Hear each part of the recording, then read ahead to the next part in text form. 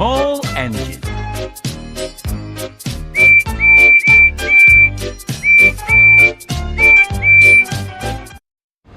Percy loved playing tricks on the other engines, but these tricks sometimes got him into trouble. One morning he was being very cheeky indeed. "Beep, beep!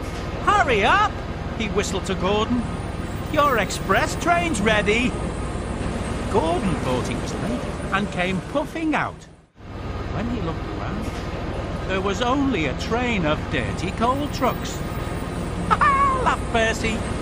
But Gordon didn't think it was funny at all.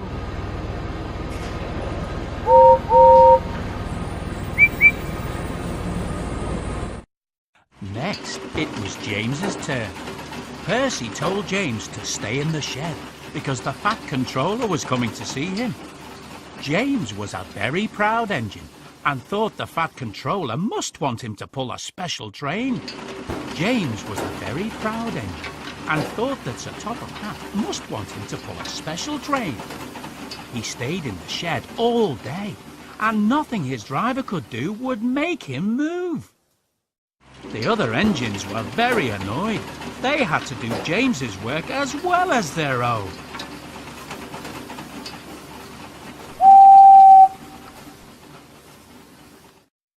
At last, the Fat Controller arrived. He was very cross with James, but he was even more angry with Percy when James explained what had happened. When Percy arrived back at the yard, the Fat Controller was waiting for him. "You shouldn't waste time playing silly tricks, Percy," shouted the Fat Controller. "You should be a useful engine."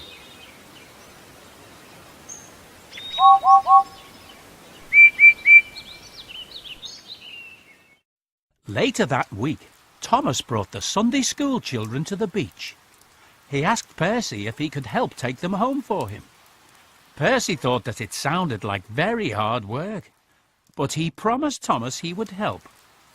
The children had a lovely day, but by the afternoon there were dark clouds overhead. Suddenly there was thunder and lightning, and the rain came lashing down. The children hurried to the station.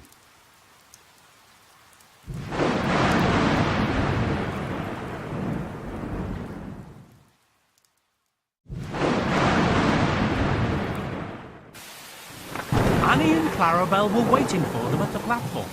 The children scrambled into the warm coaches. "Percy, take the children home quickly, please," ordered the station master. The rain poured down on Percy's boiler. Ugh! He shivered. He thought about pretending that he had broken down, so another engine would have to go instead of him. But then he remembered his promise. He had to make sure the children got home safely.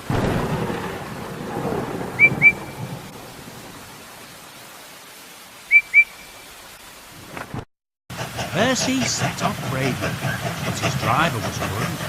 The rain was very heavy now, and the river was rising fast. The rain was getting in Percy's eyes, and he couldn't see where he was going. Suddenly he found himself in deep water. "Oh, my wheels!" shivered Percy, but he struggled on. "Oosh!" he hissed. The rain was beginning to put his fire out.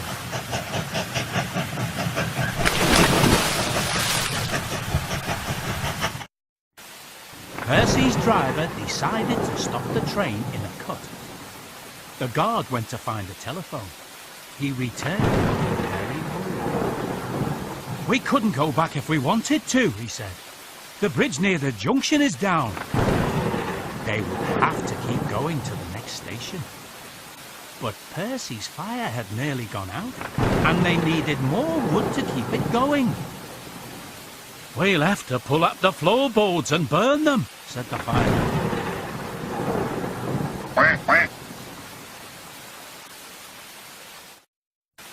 Soon they had plenty of wood.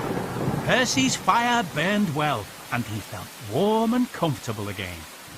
Suddenly there was a buzz, buzz, buzz. Harold was flying overhead. "Oh dear," thought Percy sadly. "Harold has come to laugh at me." Bump! Something thudded on Percy's boiler. A parachute had landed on top of him. Harold hadn't come to laugh. He was dropping hot drinks for everyone. Everyone had some hot cocoa and felt much better.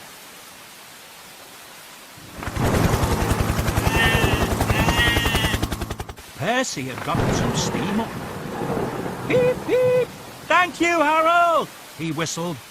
Come on, let's go! As Percy started to move, the water began to creep up and up and up.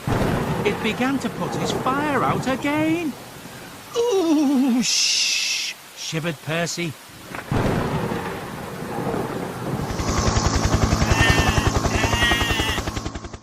Percy was losing steam, but he bravely kept going. I promised Thomas, he panted.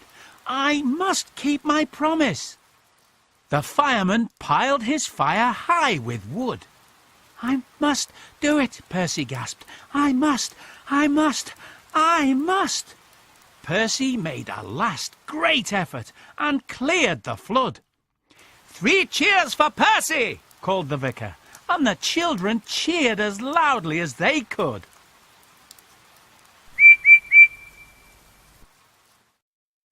Harold arrived with the Fat Controller. Harold told me you were splendid, Percy, said the Fat Controller. He says he can beat you at some things, but not at being a submarine. I don't know what you've both been doing, but I do know that you're a really useful engine. Oh, thank you, sir, whispered Percy happily. The news of Percy's adventure soon got back to the station. Gordon and James heard all about how Percy had kept his promise and travelled through the terrible storm to bring the children home safely. They both thought he was very brave and forgave him for all his tricks. Percy realised that although playing tricks could be fun, it was much more important to be a really useful engine.